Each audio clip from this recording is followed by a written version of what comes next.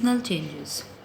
Seasonal changes are actually the irregular changes occurring in the number of animal or occurring in the number of plants living in a particular area, and these seasonal changes are controlled by many small changes in the environment or the adaptation or by life cycle.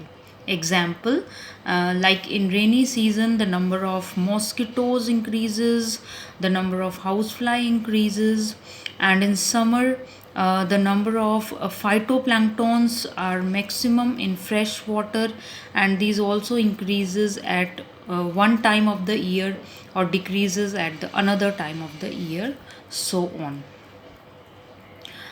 When the population oscillation balances at a particular point, then it is known as equilibrium level, and this equilibrium level is observed in most of the population and mostly is due to climatic base. For example, in dry summers and cold winters, there are certain effects on the number of population of certain animals or plants.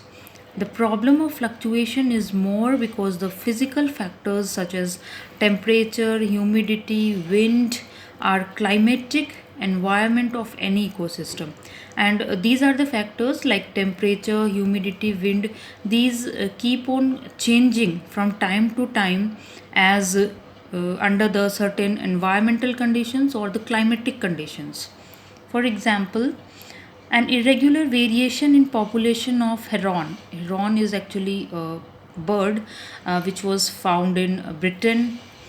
So, an irregular variation in population of heron was observed in two areas of Great Britain in the years when there were severe winters. Then the increased mortality was observed, and in the summer season the natality was observed. So this example shows that the variation in the temperature results in population oscillation. Now second are the annual changes. Annual changes also depends upon two factors. First is extrinsic factor and the second is intrinsic factor. Extrinsic factors means external factors, the changes that occur due to annual variation in the physical environment. They are although irregular, such as changes in temperature,